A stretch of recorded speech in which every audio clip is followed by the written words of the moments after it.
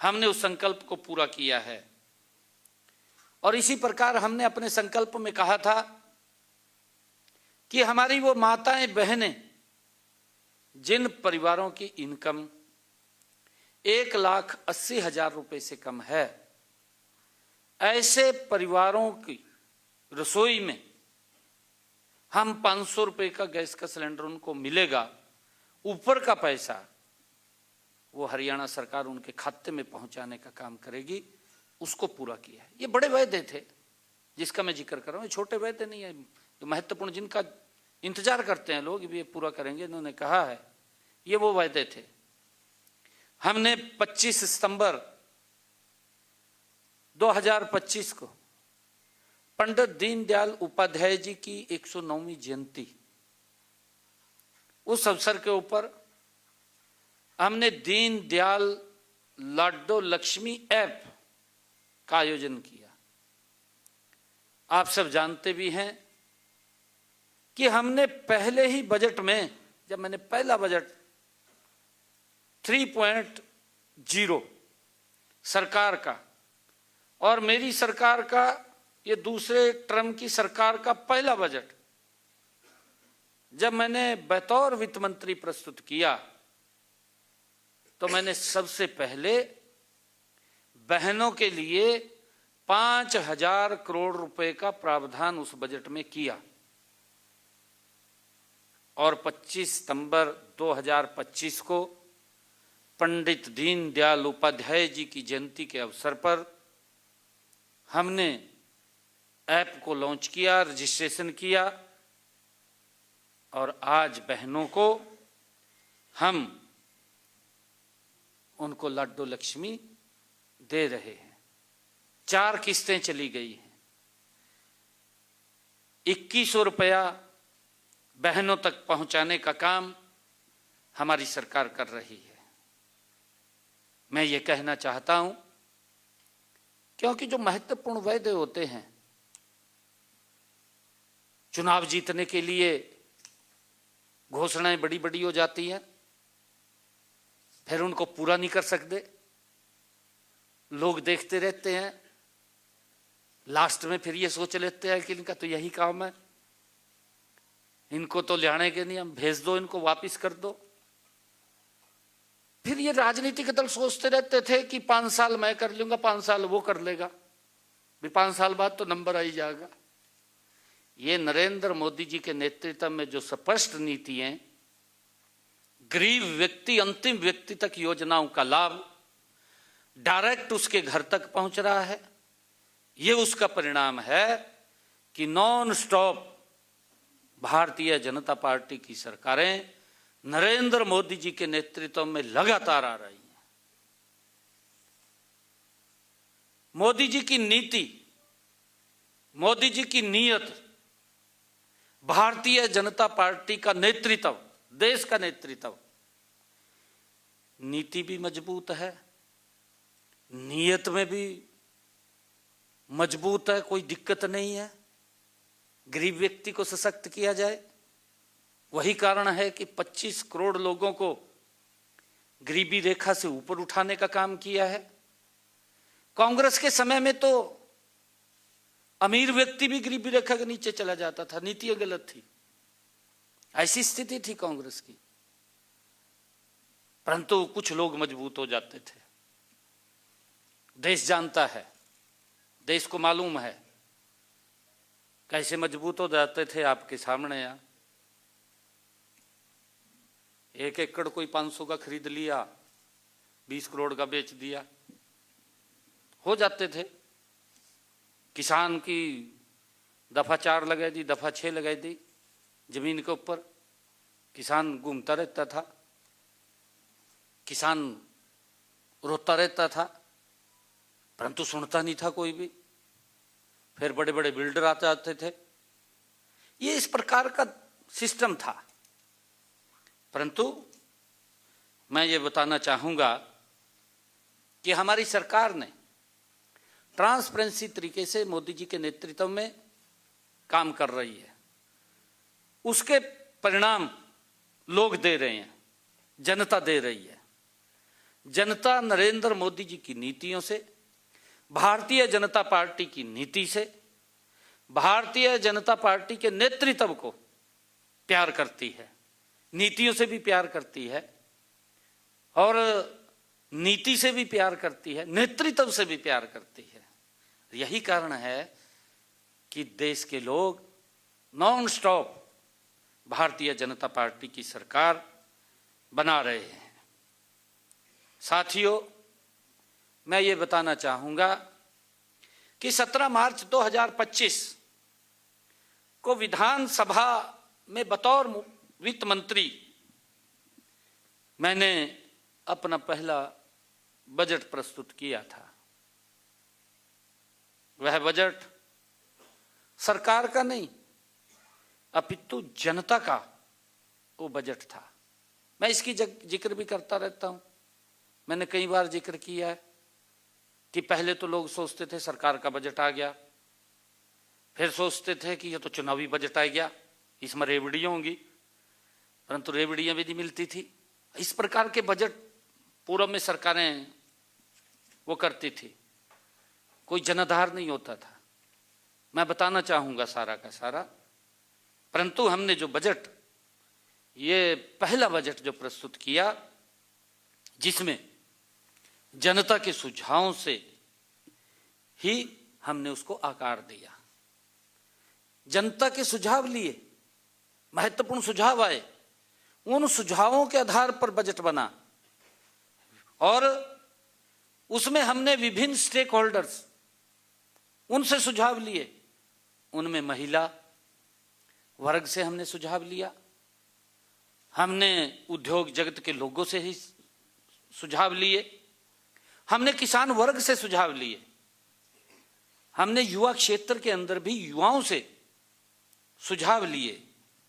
अलग अलग stake holder से हमने जाकर के उनके बीच में सुझाव लिए और उसमें हमने 2000 जो पहला बजट मैंने प्रस्तुत किया था, 11 बैठकें की गई, 11 बैठकें उसमें की गई और 11 बैठकों में मेरे सामने 1592 सुझाव महत्वपूर्ण लोगों को मिले। ये पिछले बजट की मैं बात कर रहा हूं।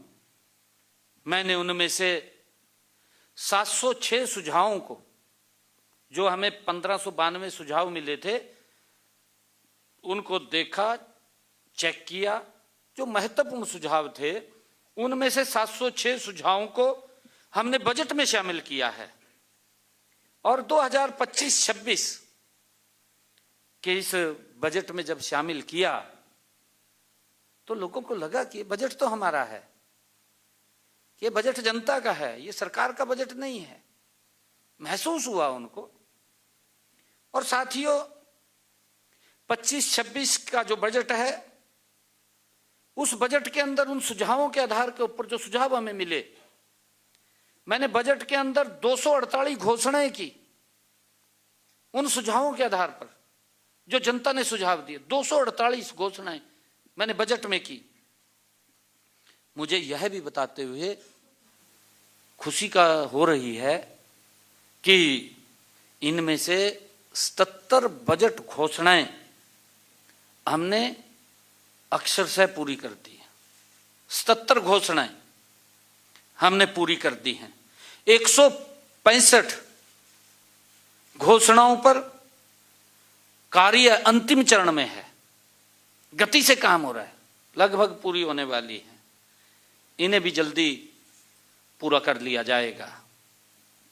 और साथियों, वर्ष 2026-27 के लिए बजट बनाने की प्रक्रिया अभी चल रही है, जारी है। पूर्व बजट परामर्श की परंपरा को निभाते हुए मैंने विभिन्न क्षेत्रों के हितधारकों के साथ अब तक 13 बैठकें की हैं। इनमें से मुझे कुल 2199 सुझाव प्राप्त हुए। जो 13 बैठकें की, 2199 सुझाव प्राप्त हुए। इस बार हमने टेक्निक आ रही है, नई से नई टेक्निक आ रही है। हमने AI बेस्ड चैट बॉक्स का नया प्रयोग किया और उसका प्रयोग करते हुए इसके माध्यम से हमने प्रदेश के लोगों से सुझाव मांगे और प्रदेश के लोगों ने इस AI चैट बॉट के माध्यम से लगभग 12,400 सुझाव हमें मिले हैं। 12,400 प्राप्त हुए हैं। अभी भी मुझे पत्रों के माध्यम से, ईमेल के माध्यम से लोगों से अनेक सुझाव मिल रहे हैं। इन सभी पर मंथन जारी है। जो भी सुझाव आता है उसको देखते हैं, चेक करते हैं। मैं आशा करता हूं कि इस बार कम से कम 4-5 हजार सुझावों को आगामी बजट 2026-27 में सम्मिलित किए जाएंगे, ऐसा मुझे अनुमान है, क्योंकि ये जनता के द्वारा दिए गए सुझाव हैं। मित्रों, मेरा हरियाणा की जनता से ये वायदा है कि आगामी बजट 2026-27 न केवल हरियाणा की लोगों की भावनाओं और जन आकांक्षाओं पर ये भली भांति पूरा करेगा, मुझे ऐसा विश्वास है। साथियों, ये बल्कि उनके परिवारों, गांव, शहरों, जिलों और समूचे हरियाणा के विकसित भविष्य के लिए ये एक मजबूत नींव का काम भी करेगा। इतने सारे सुझावों को शामिल करने से उन्हें यह साफ दिखेगा कि यह बजट मैंने सरकारी दफ्तर में बैठकर नहीं, बल्कि उन्होंने स्वयं हरियाणा के लोगों ने इसको गढ़ा है, बनाया है। उनको ऐसा महसूस होगा क्योंकि उन्होंने सुझाव दिए हैं, हरियाणा के लोगों के सुझाव इसके अंदर हैं। साथियों, बजट 2026-27 और उनके प्रावधानों को तो मैं 2 मार्च को ही विधानसभा में रखूंगा, क्योंकि जो उन्होंने सुझाव दिए हैं अभी उसके ऊपर काम चल रहा है। परंतु हरियाणा की अर्थव्यवस्था और राजकोष की स्थिति के बारे में आप सभी को मैं बताना चाहूँगा। साथियों, 29 जनवरी 2026 को योजना विभाग द्वारा जारी आंकड़ों के अनुसार राज्य का सकल घरेलू उत्पाद GDP 2025-26 के अग्रिम अनुमानित आंकड़ों के अनुसार 13,67,769 करोड़ रुपए रही है, जबकि गत वर्ष के इन्हीं आंकड़ों के अनुसार वर्ष 24-25 में यह 12,13,951 करोड़ रुपए थी। ये आंकड़े दर्शाते हैं कि वर्ष 2025-26 में वर्ष 2024-25 के मुकाबले राज्य की GDP ये 12.67% की दर से बढ़ी है।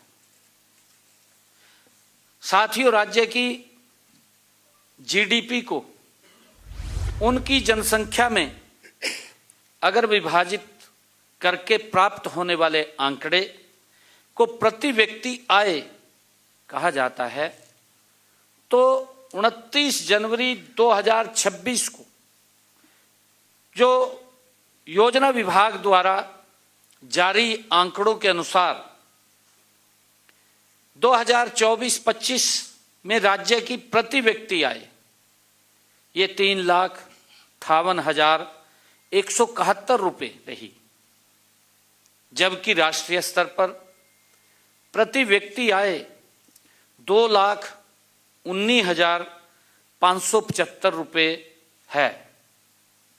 साथियों, मुझे यह बताते हुए गर्व भी हो रहा है कि हरियाणा की प्रति व्यक्ति आय देश के शीर्ष 5 राज्यों में शामिल है।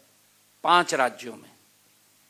मैं यह भी बताना चाहूंगा कि पिछले 10 वर्षों में हरियाणा की प्रति व्यक्ति आय लगातार बढ़ रही है, लगातार बढ़ रही है। अगर हम 2014-15 की देखें, 2014-15 में राज्य की प्रति व्यक्ति आय 1,47,382 रुपये थी। इन आंकड़ों से यह स्पष्ट होता है कि पिछले 10 वर्षों में राज्य की प्रति व्यक्ति आय में लगभग 2.5 गुना की वृद्धि हुई है, लगभग 2.5 गुना की। साथियों, 2024-25 में राज्य सरकार के सभी विभागों का वास्तविक खर्चा 1,75,801 करोड़ रुपए था। सभी विभागों का खर्चा 24-25 में। जबकि अगर हम देखें, क्योंकि इस प्रकार का दुष्प्रचार किया जाए, कहा खर्च ही नहीं हो रहा, कहा कोई काम ही नहीं हो रहा। भाई ठीक तरीके से देखिए,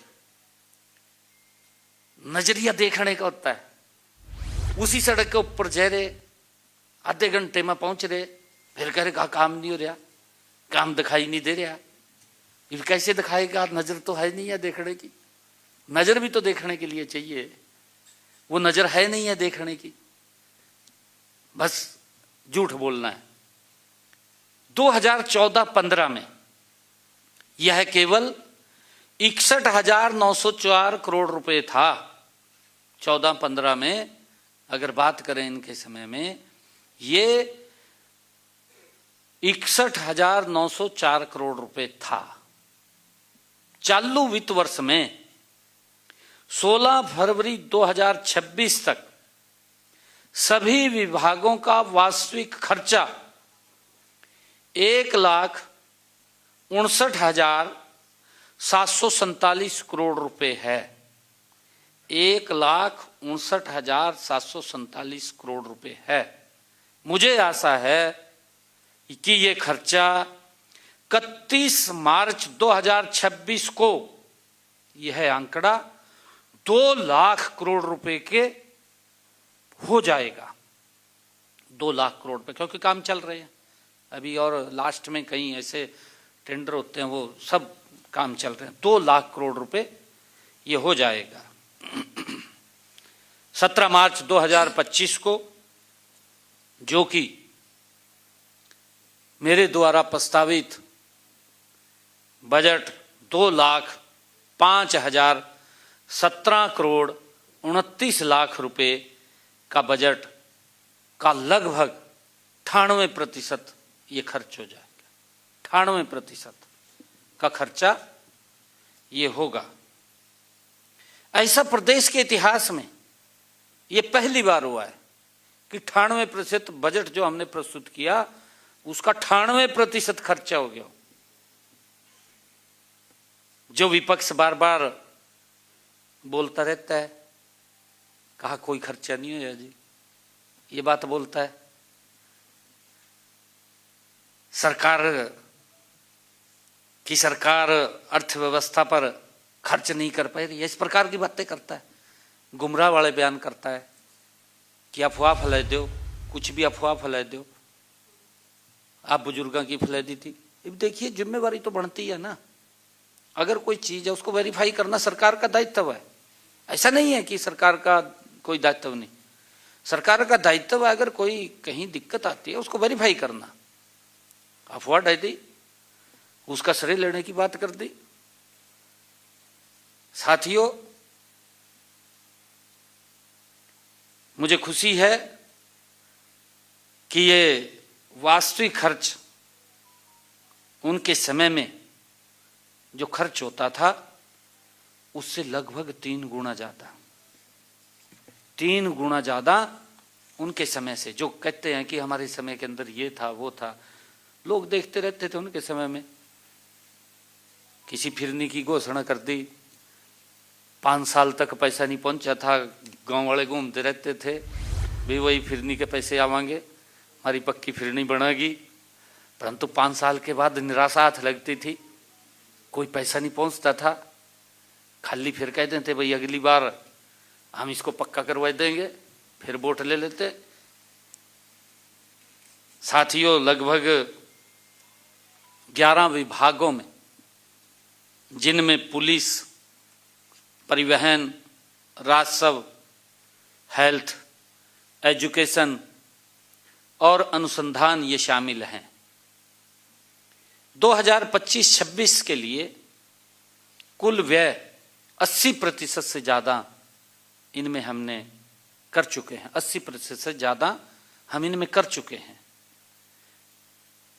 लगभग 21 विभागों का अब तक का व्यय 2025-26 में 70% से ज़्यादा हो गया है, चल रहा है। मैंने कहा है कि 98% तक ये जो फाइनेंशियल ईयर है 98% तक खर्च होगा, इतिहास में पहली बार है। और साथियों, कोई भी सरकार अपने राजकोषीय का कितना, राजकोष का कितना अच्छा प्रबंधन कर रही है, यह जानने के लिए राजकोषीय घाटा सबसे उत्तम तरीका होता है कि उसका प्रबंधन क्या है। आपके सामने इसके ऊपर भी बड़ी टिप्पणियां विपक्ष कर रहा है। कहा जी इनका प्रबंधन ही नहीं ठीक है। कहा जिनके समय के अंदर राजकोषीय घाटे की स्थिति लचर पचर थी, वो बाहर बैठ कर सुझाव दे दिया, कहा कोई प्रबंधन ठीक नहीं है। कहा भाई तुम अपने समय में तो देख लो क्या प्रबंधन था।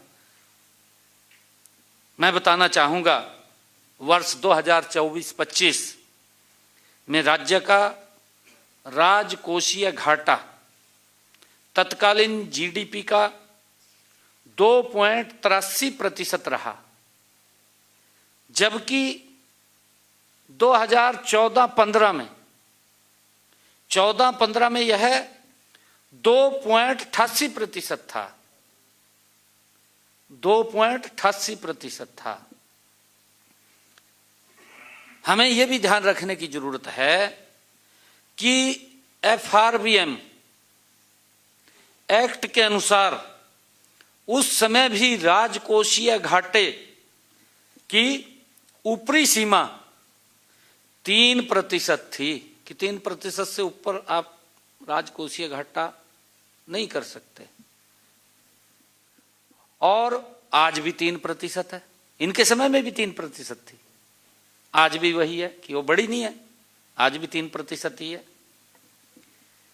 राजकोषीय घाटा उस समय 0.05% अधिक था। इनके समय में 0.05% अधिक था। हमारे कुशल वित्तीय प्रबंधन का यह पहला परिचायक है। मित्रों, 16वें वित्त आयोग 2026 से 31 की सिफारिशों के अनुसार हरियाणा को केंद्रीय करों में जो हिस्सेदारी है वो 1.093% से बढ़कर के 1.361 हो गई है। 1.361% हो गई है, जो 15वें वित्त आयोग की तुलना में 24.52% की ऐतिहासिक वृद्धि को दर्शाता है। 24.52% की ऐतिहासिक वृद्धि को। यह वृद्धि अब तक के इतिहास में यह सबसे बड़ी वृद्धि है अब तक के इतिहास में। इसके लिए मैं देश के यशस्वी प्रधानमंत्री आदरणीय नरेंद्र मोदी जी, उनका आभार भी व्यक्त करता हूं कि उनके कुशल नेतृत्व के अंदर और हमारी वित्त मंत्री निर्मला सीतारमण जी और हमारे वित्त आयोग के चेयरमैन डॉक्टर अरविंद पनगड़िया जी पिछले दिनों आए थे, आप बुलाए थे, आप लोग आए थे उसके अंदर, उनको मैं विशेष तौर से मैं धन्यवाद करता हूं कि आप सभी व हरियाणा की जनता को भी मैं आज बधाई देता हूं। और मैं ये बताना भी चाहूंगा कि 12वें वित्त आयोग जो ये कह रहे हैं ना कि आर्थिक प्रबंधन ठीक नहीं है, ये उनके प्रबंधन की बात कर रहा हूं मैं। उनके समय के अंदर क्या स्थिति थी आर्थिक प्रबंधन की। 12वें वित्त आयोग 2005 से 10 में यह हिस्सा 1.075% था। ये 12वें वित्त आयोग में 1.075% था, जो 13वें वित्त आयोग 2010 से 15 में कम होकर के 2010 से 15 में ये और कम हो गया, कम होकर के 1.048। ये जो 12वां वित्त आयोग था उसके अंदर तो था 1.075 और 13वें वित्त आयोग में 1.048 और कम हो गया, माइनस में चला गया। ये इनका वित्त प्रबंधन था। ये जो बात कर रहे हैं ना, कहा वित्त प्रबंधन ठीक नहीं है, वित्त प्रबंधन ठीक नहीं, ये इनका वित्त प्रबंधन था। ये 1.048% रह गया। 16वें वित्त आयोग में 2026 से 31 में यह हिस्सेदारी बढ़ करके 1.361% हो गया, जो प्रदेश के इतिहास में अब तक की सर्वाधिक वृद्धि है। यह आर्थिक प्रबंधन की बात कर रहे हैं, उसको ऊपर उंगलियां उठा रहे हैं। ये आंकड़ा इनके सामने है। साथियों, 13वें वित्त आयोग की रिपोर्ट से राज्यों को केंद्रीय करों में मिलने वाले हिस्से में हरियाणा राज्य 20वें स्थान पर यह था। 13वें वित्त आयोग में 13वें वित्त आयोग में जो केंद्रीय करों में हिस्सेदारी थी हरियाणा की, वो 20वें स्थान पर था। 14वें वित्त आयोग में यह 17वें स्थान पर था।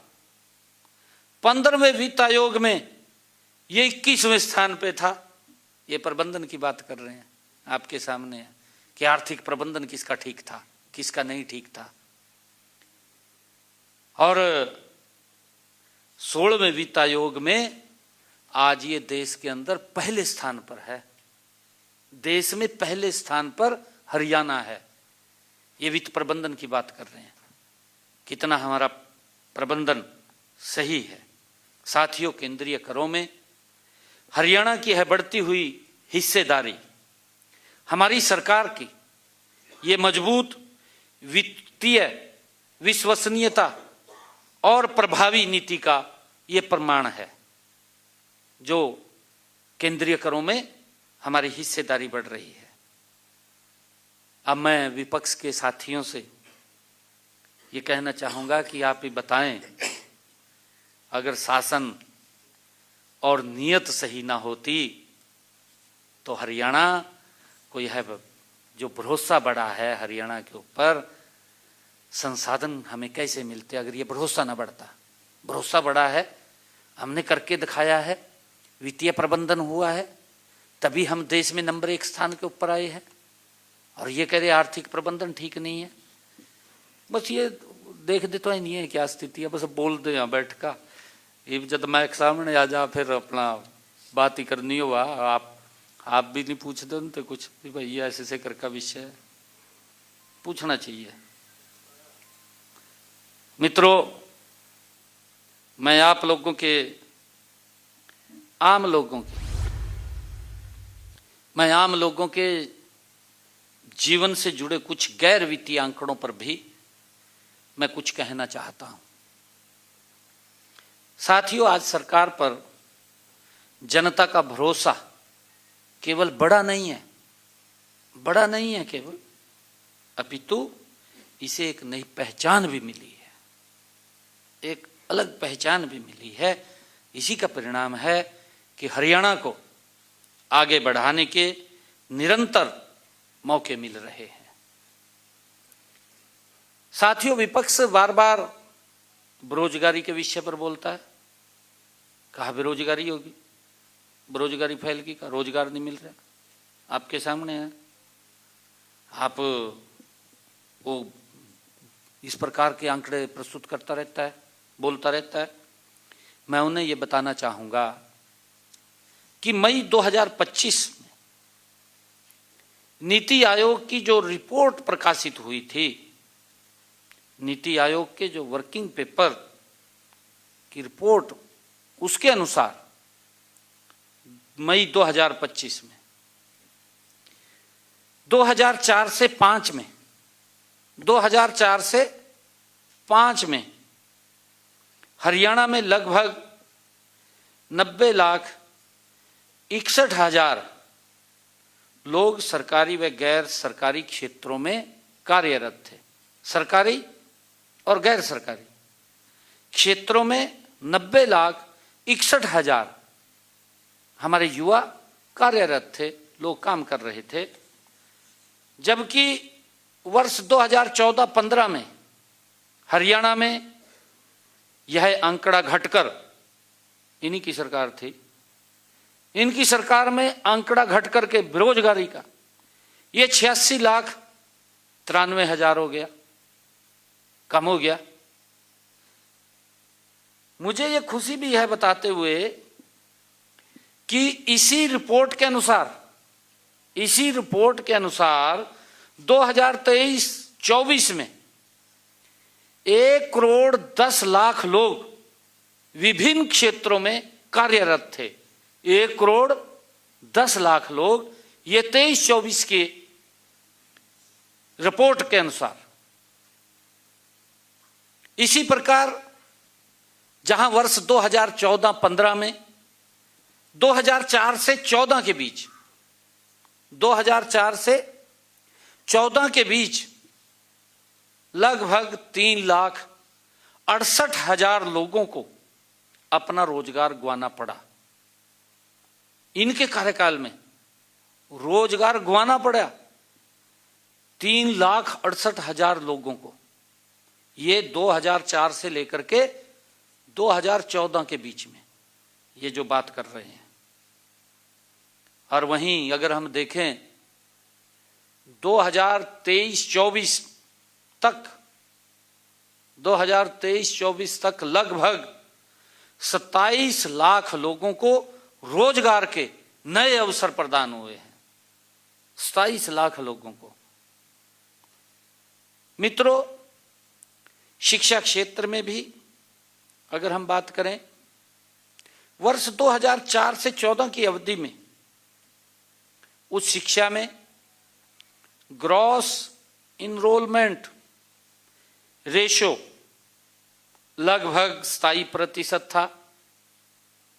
जबकि वर्ष 2015 से 25 की अवधि के दौरान यह बढ़कर 34% हो गया। 15 से 25 की अवधि के दौरान ये 34% हो गया। और इसी प्रकार अगर हम देखें वर्ष 2005 से 2014 की अवधि के बीच प्रदेश में लगभग 45 विश्वविद्यालय थे। जबकि वर्ष 2015 से 25 की अवधि के बीच ये 80 नए विश्वविद्यालय प्रदेश में स्थापित किए गए। मित्रों, शिक्षा स्तर में ये लगातार कमी की बात कर रहे हैं। मैं उनसे पूछना चाहूँगा, क्या ये आंकड़े ये शिक्षा स्तर में हुई वृद्धि नहीं दर्शा रहे? अगर आप लोग देखेंगे कि एक मिशन मोड में काम किया गया कि हमारी बेटियों को हर 20 किलोमीटर के ऊपर एक राजकीय महाविद्यालय मिलना चाहिए, मिल गया ना, हर 20 किलोमीटर के ऊपर।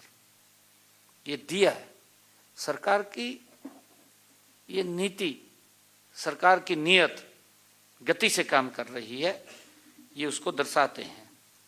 साथियों, वित्त विभाग द्वारा जारी व्हाइट पेपर के अनुसार राज्य का अपना राजस्व, राज्य का जो अपना राजस्व है वो 2013-14 में 25,567 करोड़ रुपए था। ये 13-14 में 25,567 करोड़ रुपए था, जबकि 2024-25 में राज्य का अपना राजस्व बढ़ करके ये 70,943 करोड़ रुपए हो गया। 70,943 करोड़ रुपए। साथियों, वर्ष 13-14 में की तुलना में अगर वर्ष 2024-25 में लगभग अगर उसका अंतर हम देखें 52,376 करोड़ रुपए की वृद्धि हुई है। 52,376 करोड़ रुपए की वृद्धि हुई है अगर इसका अंतर हम देखें।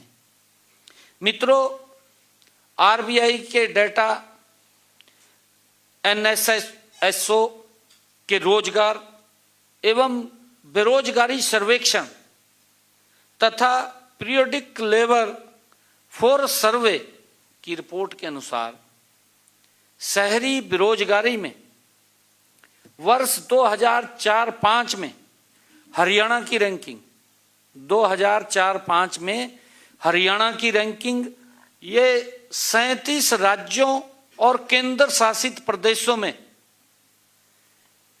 37 राज्यों और केंद्र शासित प्रदेशों में ये 17वें स्थान पर थी 2004-05 में। यह वर्ष 2023-24 में हमने इसके ऊपर गति से काम किया है, इसको सुधार करके 8वें स्थान पर ये आ गई है। कहाँ 17? ये कह रहे हैं ना, ये इनके प्रबंधन की बात थी, इनकी व्यवस्था की बात थी, हमारी व्यवस्था की भी ये बात है। और इसी प्रकार ग्रामीण बेरोजगारी में हरियाणा की रैंकिंग वर्ष 2004-05 में 22वें स्थान पर थी, जो कि वर्ष 2023-24 में सुधर कर ये 15वें स्थान पर आ गई है। साथियों, पिछले कुछ सालों में हरियाणा का औद्योगिक विकास तेजी से बढ़ा है, हम सब देख रहे हैं। नहीं तो इस प्रकार का दुष्प्रचार किया गया, कहा जी इंडस्ट्री बाजगी, कहा इंडस्ट्री बंद होगी। भाई कई बार परिस्थितियां भी हो जाती हैं। एक व्यक्ति है प्रिंसिपल एम्प्लॉयर, एक व्यक्ति है, अगर किसी को दुर्घटना होगी तो दिक्कत आ जाती है। एक व्यक्ति करने वाला है, दिक्कत आ जाती है। अरे इस प्रकार की बातें कर रहे हैं, कहा जी इंडस्ट्री तो कहा बंद हो गया, दुष्प्रचार किया गया, लोगों के अंदर भ्रम की स्थिति पैदा की गई, लोगों को भयानक सपने दिखाने का काम आजकल विपक्ष कर रहा। और मैं ये कहना भी चाहूंगा कि देखिए, विपक्ष ने झूठ की दुकान खोल ली हुई है, इसको ऊपर ज्यादा ध्यान नहीं देना चाहिए, क्योंकि अब पता चल गया है देश के लोगों को कि इनकी दुकान के अंदर कुछ नहीं है, झूठ का सामान है। जब कह दे ना भी ये चाइनीज सामान है, कहा पता नहीं चलेगा भी नहीं चलेगा, वो सामान लियो घूम रहे। ये तो साथियों, पिछले कुछ सालों में हरियाणा का औद्योगिक विकास तेजी से बढ़ा है। आज राज्य देश के बड़े औद्योगिक राज्यों में गिना जाता है। ये तो चर्चा कर रहे हैं लोग, परंतु ये करे कहा इंडस्ट्री नहीं आई है, ये अभी भी उसने मान रहे हैं।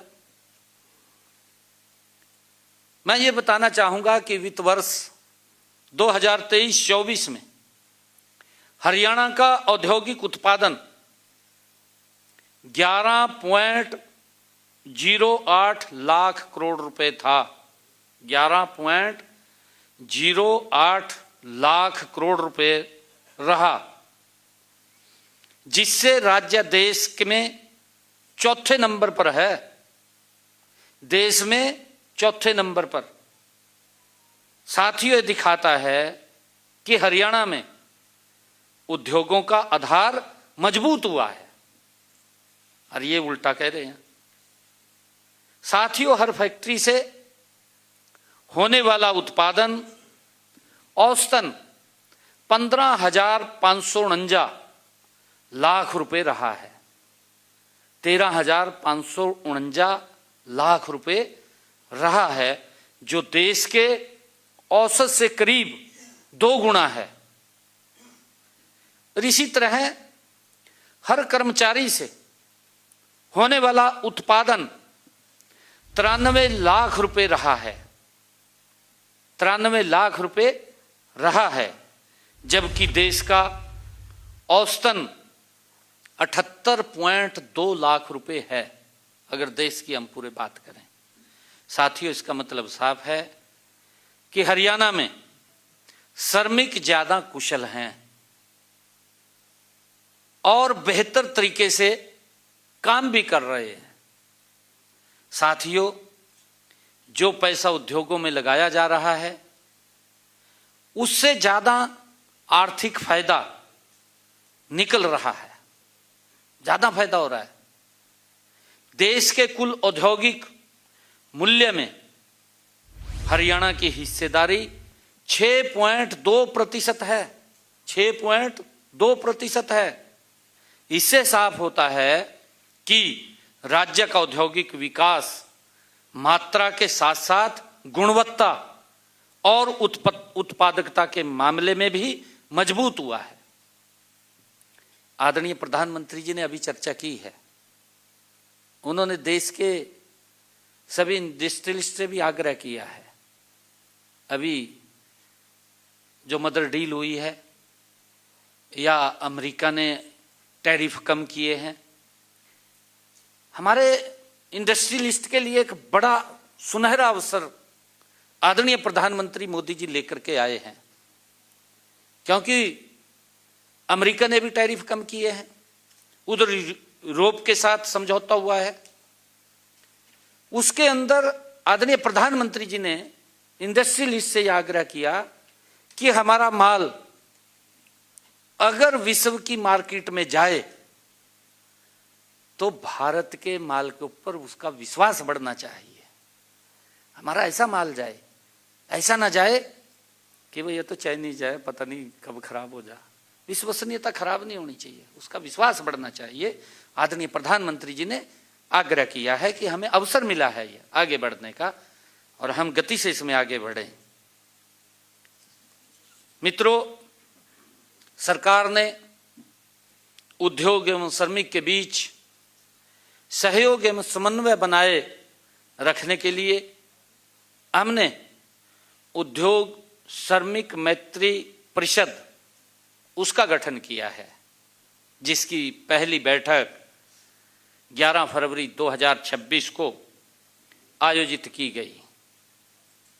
इस तरह का यह पहला जो मैत्री परिषद है, जो किसी राज्य में नहीं बनाया है, किसी ने भी नहीं बनाया, ये पहला हरियाणा के अंदर बना है, ताकि उद्योगों के अंदर जो हमारे श्रमिक भाई हैं और इंडस्ट्रियलिस्ट हैं, वो मिलकर के उनकी विश्वसनीयता और उनकी मुहर वो मजबूत लगे। दोनों का विश्वास, अविश्वास ना हो, विश्वास बढ़े, उसको लेकर के हमने उद्योग श्रमिक मैत्रिक परिषद इसका गठन किया है। साथियों, इस परिषद का उद्देश्य है प्रदेश में औद्योगिक विकास को गति प्रदान करना और उद्योग एवं श्रमिक परिवार के बीच में समन्वय बनाए रखना, ये इसका मेन उद्देश्य है। और इसके साथ ही यह परिषद बजट में घोषित नीतिगत निर्णयों की भी समीक्षा करेगी। मित्रों, इसकी नियमित बैठकें हर एक तिमाही भी होती रहेंगी। यह परिषद कामगारों की उत्पादकता, औद्योगिकरण, विकसित हरियाणा के विषय में भी ये काम करेगी। हरियाणा में वर्ष 2015 में 7 के बाद एमएसएमई ने तेज रफ्तार पकड़ी है। मैं इसके ऊपर भी बताना चाहता हूं, क्योंकि विपक्ष कई प्रकार से बोलता है कि रोजगार नहीं है जी, बेरोजगारी फैल गई ज़्यादा। मैं उनको भी आईना दिखाना चाहता हूं। हरियाणा में वर्ष 2015 में 15 के बाद एमएसएमई सेक्टर के ने तेज रफ्तार पकड़ी है। आज यह रोजगार और औद्योगिक विकास का मुख्य आधार ये बना है। साथियों, वर्ष 2004 से 2014 के दौरान एमएसएमई जो गतिविधियां सीमित थी और उस समय करीब 33,000 एमएसएमई इकाइयां दर्ज थी। 33,000, ये 2004 से लेकर के 2014 के दौरान एमएसएमई की जो इकाइयां का रजिस्ट्रेशन था वो 33,000 था। और इसके बाद वर्ष 2015 से 2025 की अवधि में उद्यम और उद्यम पंजीकरण पोर्टल पर ये 20 लाख से अधिक हैं। 20 लाख से अधिक। इनके समय में 2004 से लेकर के 2014 मात्र 33,000 और 2015 से लेकर के 2025 20 लाख से ज्यादा। आप देखिए, एक बहुत बड़ा इसके अंदर अंतर है। 20 लाख से ज्यादा एमएसएमई रजिस्टर्ड हुए हैं पोर्टल के ऊपर। इनमें बड़ी संख्या में छोटे कारोबार औपचारिक व्यवस्थाओं से जुड़े हुए हैं। मित्रों, रोजगार के मोर्चे पर एमएसएमई सेक्टर का योगदान साफ दिखता है। लोगों को जो रोजगार देने में महत्वपूर्ण भूमिका है एमएसएमई सेक्टर्स की है।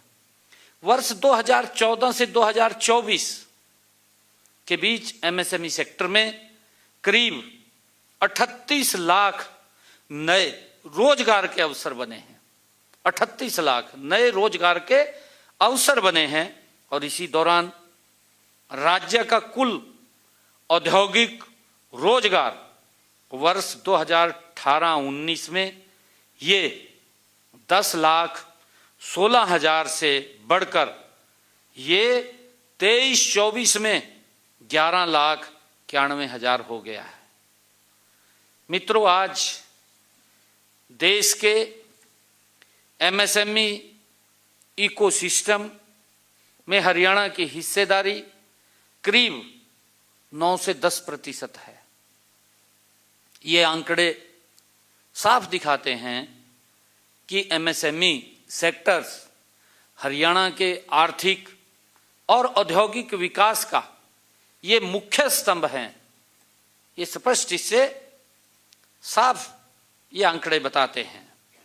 साथियों, गत 13 व 14 फरवरी 2026 को मुझे दिल्ली में आयोजित ET now global business summit में हरियाणा का प्रतिनिधित्व करने का भी मुझे वहां अवसर मिला है।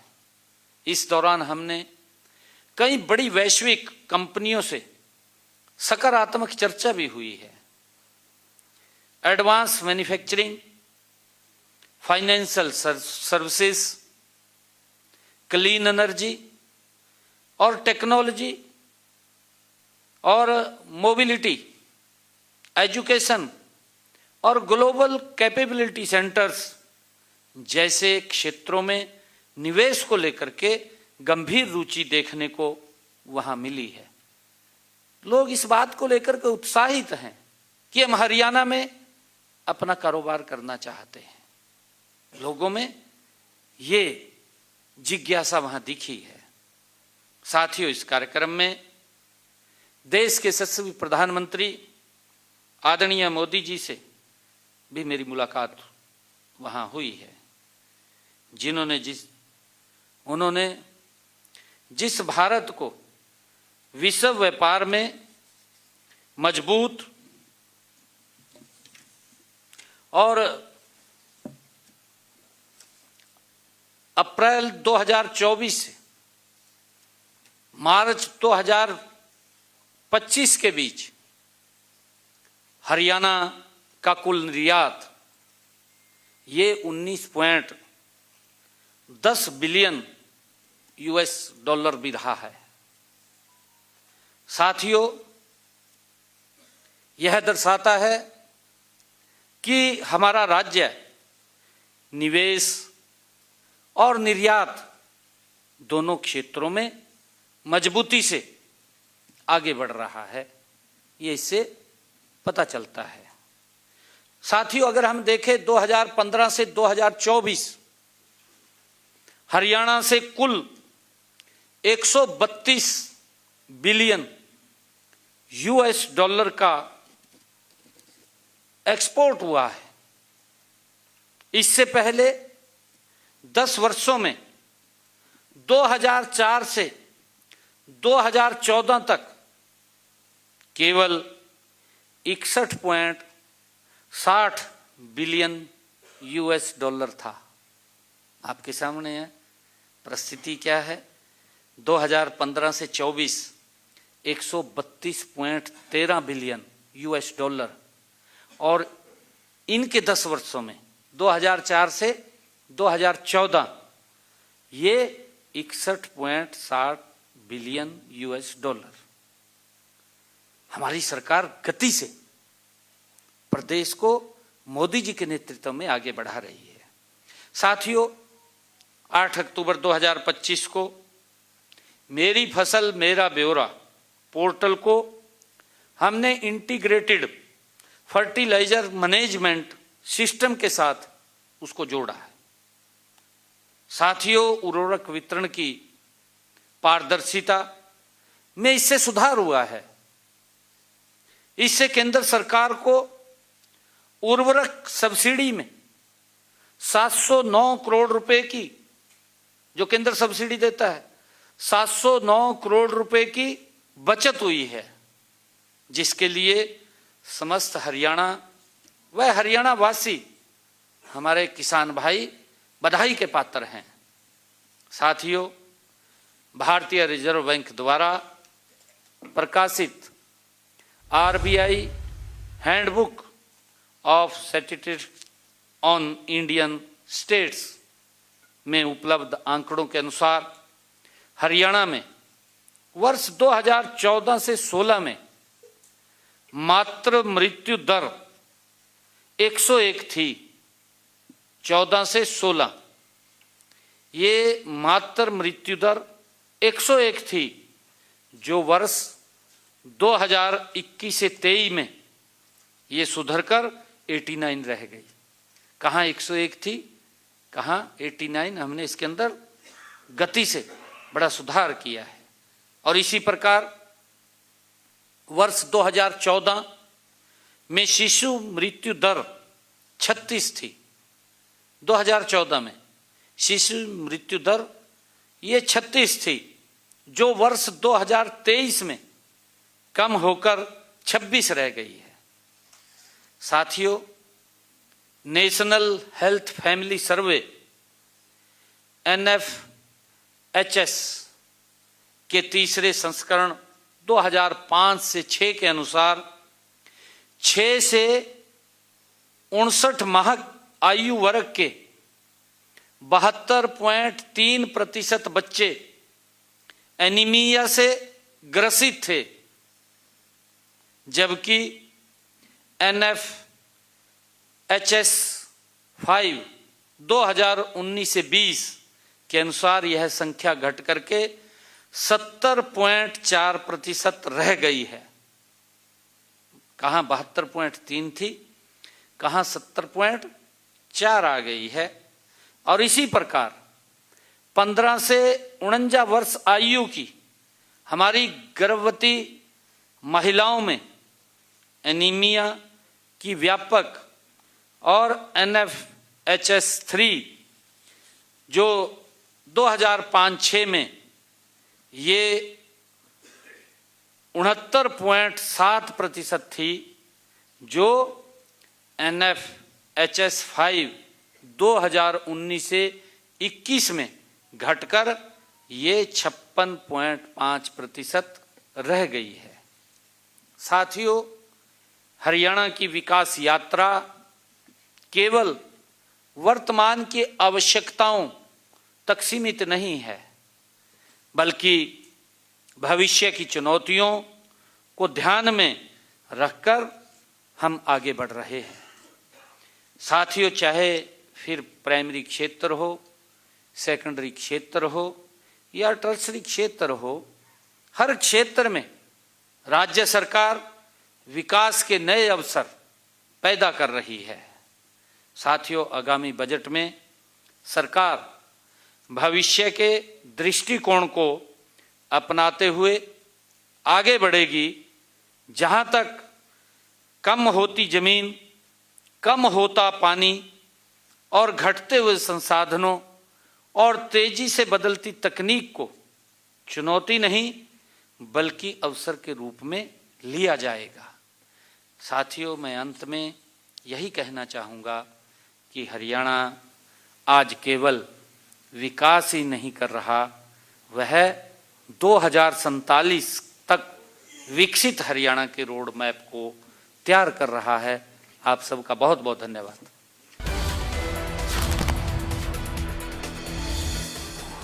चंडीगढ़ में सूबे के सीएम नायब सिंह सैनी ने प्रेस कॉन्फ्रेंस की, मीडिया से हुए रूबरू। 20 फरवरी से बजट सेशन होगा, सूबे के सीएम ने जानकारी दी है। 2 मार्च को बजट प्रदेश का पेश किया जाएगा। आपको बता दें कि प्रदेश के मुख्यमंत्री ने मीडिया से रूबरू होते हुए ये बात कही है। AI चैटबॉट के जरिए लोगों ने सुझाव दिए हैं बजट को लेकर। उन्होंने कहा कि सभी सुझाव जो है AI चैटबॉट के द्वारा लिए गए हैं। सीएम नायब सैनी ने आने वाले बजट को लेकर बात कही, कहा कि बजट सेशन की शुरुआत हो जाएगी। 20 फरवरी को बजट सत्र की शुरुआत, 2 मार्च को पेश होगा बजट और सभी की निगाहें इस पर टिकी हुई हैं। बजट को लेकर 13 बैठकें की गई हैं। सूबे के सीएम ने ये जानकारी दी है। कहा है कि जनता द्वारा, आवाम द्वारा जो है सुझाव लिए गए हैं AI चैटबॉट के जरिए।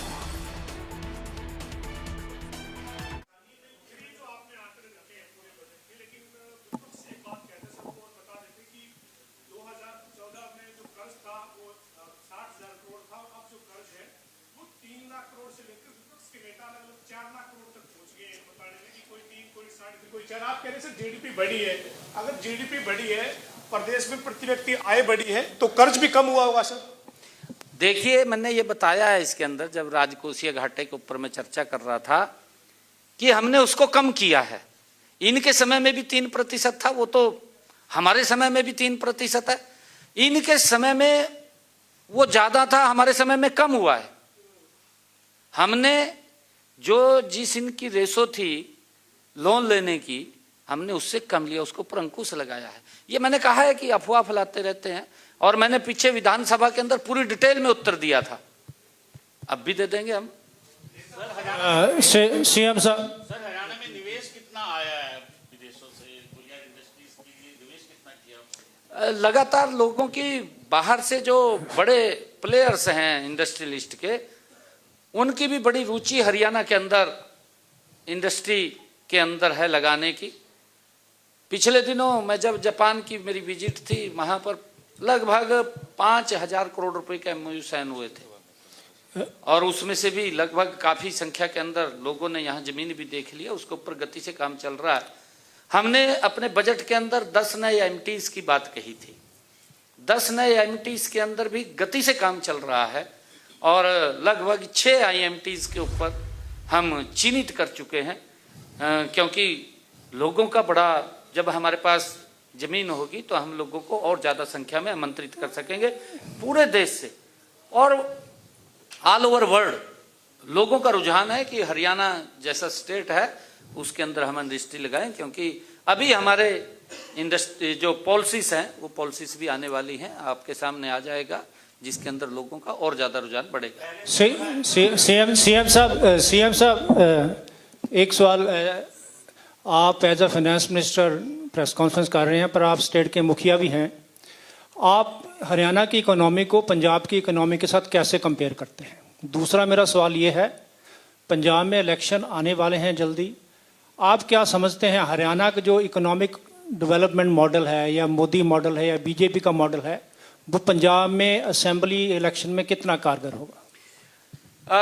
आपने ठीक क्वेश्चन किया है, मैंने आपको पूरी डिटेल में बताया है, क्योंकि हमारे यहाँ कांग्रेस की सरकार थी 10 साल पीछे, 2004 से 14। मैंने उनका जो आर्थिक प्रबंधन था उसके बारे में डिटेल में आपसे बात रखी है। उस आर्थिक प्रबंधन का हमने कितना बड़ा सुधार किया है। आज हरियाणा देश के अंदर नंबर 1 के ऊपर आया है। पंजाब के अंदर क्यों नहीं कर सकते हम? क्योंकि पंजाब में कांग्रेस की सरकार रही है, वहां तो आर्थिक प्रबंधन लचर पचर हो जाना, उनकी तो नीतियां हैं ये। और अब सरकार दूसरी है, वो भी उसी की मासी है, इसी की मासी है कांग्रेस की। जो पंजाब में अब सरकार है, दोनों एक जगह बैठते हैं, अंदर तो कमरे में बैठते हैं, बाहर एक दूसरे के खिलाफ हो जाते हैं। अब आपने तो उदाहरण देखा, हमारे यहाँ तो समझौता ही कर बैठे थे, कहीं जगह इंडी गठबंधन के अंदर मंचों के ऊपर साझा किया है मंच, परंतु पंजाब के अंदर हम आएंगे और मैं आपको बताना चाहता हूं, हम वहां भी इस आर्थिक प्रबंधन का सुधार करेंगे, जिससे कि हमारा पंजाब का सूबा नंबर 1 का बने, जो पहले था। इसको और कोई नहीं बना सकता। इसको अगर कोई बनाएगा तो नरेंद्र मोदी जी के नेतृत्व वाली सरकार बनाएगी। इन्होंने तो वादा कर दिया था महिलाओं के साथ, कहा जी 1000 रुपए देंगे, अब तक दिया भी नहीं है। ये तो भूल जा, 5 साल हो गए। और मैंने आपको उदाहरण दिया था, मैंने कहा था कि हमने पहले ही बजट में 5000 करोड़ रुपए का प्रावधान किया था, और हम दे रहे हैं ना 2100 रुपए दे रहे हैं ना। बस फिर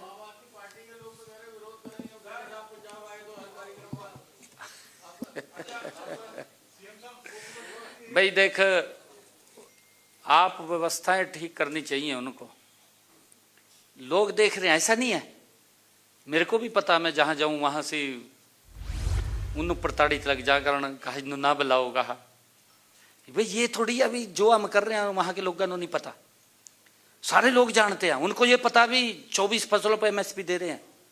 उनको ये भी पता है कि अगर प्राकृतिक आपदा में फसल खराब हो जाती है, हरियाणा सरकार तुरंत किसान को पैसा दे रही है, उसका मुआवजा दे रही है।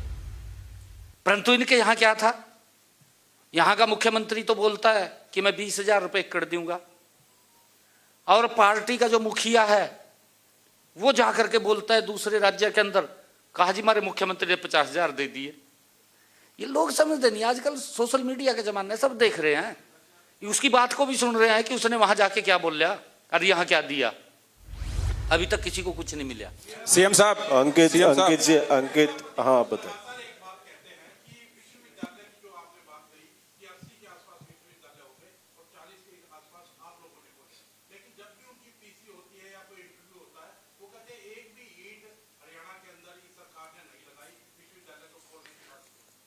अंकित जी, मैंने कहा तो था आपने, ये झूठ की दुकान खोल कर बैठते हैं। मैंने कहा था ना, ये झूठ की दुकान खोल कर बैठते हैं, उस समय कितना झूठ बोल लिया जा, बस उसके ऊपर काम करते हैं, बाकी तो मुद्दा तो कोई है नहीं इनके पास। एक सर सीएम साहब, एक आखिरी सीएम साहब, HPSC में नौकरियों को लेकर विपक्ष लगातार मुद्दा उठाता है कि बाहरी लोगों को नौकरियां दी जाती हैं। इस पर क्या है सर? आप कह रहे हैं कि झूठ की दुकान खोल रखी है, इसमें कितना झूठ और कितना सच है कि बाहर के लोगों को हरियाणा में नौकरी दी जा रही है? देखिए, इसके ऊपर मैंने पहले भी कहा था, हमारी सरकार ट्रांसपेरेंसी से काम कर रही है। मेरे हरियाणा के बच्चे पंजाब में सर्विस लगे हुए हैं, मेरे हरियाणा के बच्चे उत्तर प्रदेश में सर्विस में लगे हुए हैं, मेरे हरियाणा के बच्चे राजस्थान में सर्विस में लगे हुए हैं, मेरे हरियाणा के बच्चे विभिन्न राज्यों में वहां की सरकार की सर्विस में लगे हुए हैं। मैंने कहा ना कि झूठ की दुकान आ, आंकड़े हैं हमारे पास, आंकड़े हैं हमारे पास। अगर हमारे बच्चे बाहर लग सकते हैं तो बाहर के बच्चे यहाँ क्यों नहीं लग सकते? सर सीएम साहब, एक सवाल है, वित्त मंत्री के रूप में आप दूसरा बजट से एक सेकंड मुख्यमंत्री जी इधर वित्त मंत्री के यही रूप में ट्रांसपेरेंसी है जी सर, वित्त मंत्री के रूप में आप ये दूसरा बजट पेश करेंगे और जब भी बजट बनता है सरकार का तो राज्य की जनता को आशा रहती है कि कुछ रियायत आएगी, कुछ मिलेगी हमें। तो इस बजट में कुछ ऐसी रियायत लोगों की, उनका जो आम आदमी का जीवन सहूलियत से भरे इस बजट से, उसके लिए क्या कर रहे हैं? और जो लोग बैठे हैं पत्रकार साथी, उसके लिए भी कुछ बजट में प्रावधान कर रहे हैं सहूलियत के लिए? 2 तारीख को आपको सवेरे बुलाऊंगा मैं हरियाणा विधानसभा में सबनों, पहला आपनों चाय पिलाऊंगा। जी आखिरी सर जब बजट आता है विपक्ष हमेशा 2-3 लाइनें बोलता है, ऊंट के मुंह में जीरे के समान है, खोदा पहाड़ निकली चुईया, कर्ज लेकर घी पी रहे हैं। इस बार क्या कहेगा विपक्ष? यही है, 2-3 शब्द ही हैं। इस बार कुछ नया? ये तो आप पूछ सकते हैं। आखिरी सीएम साहब, 17 अक्टूबर 2024 को शपथ ग्रहण के बाद 18 अक्टूबर को 25,000 बच्चों को नौकरी ज्वाइन कराई थी, उसके बाद आपने ज्वाइन किया था। ये आपने आज की बजट सबसे पहले संकल्प पत्र का पहला संकल्प बताया। जिस ग्रुप सी के और डी के बच्चों को नौकरी आपने दी थी पहले, उन बच्चों का आज तक वेटिंग लिस्ट जारी नहीं हुई। पहले आपसे जो सवाल पूछा था आपने कहा था वैधता का इशू है, लेकिन चीफ सेक्रेटरी ने जो चिट्ठी भेजी है उसमें वैधता का सवाल नहीं उठाया, उसमें कहता है वेटिंग लिस्ट बन नहीं सकती। तो सभी बच्चे आपसे मिलते रहे, खुल्लर साहब से भी मिलते रहे और वेटिंग लिस्ट बनने की बात होती रही। तो एक तो विषय सब बच्चे जानना चाहते हैं वेटिंग लिस्ट का, और आगे क्योंकि सीईटी के बाद पहली भर्ती हुई है जिसमें वेटिंग लिस्ट नहीं है, तो इसमें क्या चेंज होगा? दूसरा जो एचपीएससी का आपने जवाब दिया, एक सवाल और एचपीएससी का आपने कहा हरियाणा के बच्चे हिमाचल में भी, यूपी में, नो डाउट उसमें जो जनरल कैटेगरी में कोई कहीं का बच्चा कहीं भी अप्लाई कर सकता है और मेरिट पे उसका सिलेक्शन होता है, लेकिन जो पद रिक्त रह जाते हैं, पूरे बच्चों की भर्ती नहीं हो रही, इशू ये आ रहा है।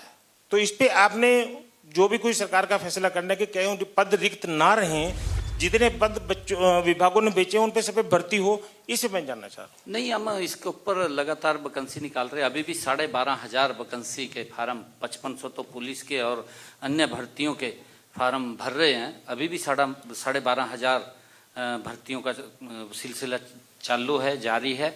और मैं आपको बताना चाहता हूँ, वो तो एक बटन से 25,000 को मिली थी, और अगर हम इस साल की बात करें तो लगभग 35-36 हज़ार बच्चों को हम नौकरी दे चुके हैं इस साल में।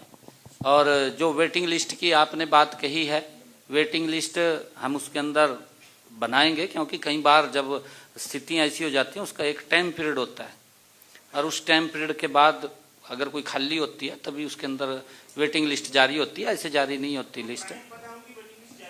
नहीं, देखिए उसका एक टाइम पीरियड होता है, मुख्यमंत्री जी, सीएम, मुख्यमंत्री जी, सीएम साहब, पलवल में कई बीमारी से कई मौतें हुई हैं, इसको लेकर सरकार क्या कर रही है और अब तक जांच जो की गई है उसमें क्या सामने आया है? क्या पलवल में बीमारी से कई लोगों की मौत हुई है, वहां जांच भी कराई गई, लेकिन उसमें क्या सामने आया अभी तक ये क्लियर नहीं हुआ सर? देखिए, वहां तुरंत हमारी पूरी की पूरी टीम वहां गई है और सारा चेक किया है, लोगों को भी वहां गांव के अंदर जाकर के उनसे बातचीत किया है, और उसके ऊपर हमारा प्रशासन पूरी मुस्तैदी से वहां, चाहे डॉक्टर्स की यह बात है उसके अंदर पहुंचे हैं, परंतु कई बार कोई दिक्कत आ जाती है किसी उसके अंदर, वो देख रहे हैं। थैंक यू, धन्यवाद बहुत बहुत। सभी आप सादर आमंत्रित है भोजन के लिए।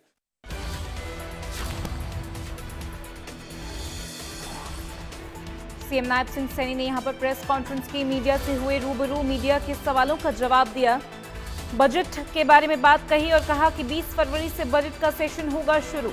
2 मार्च को बजट पेश होना है, हरियाणा की जनता को इसका इंतजार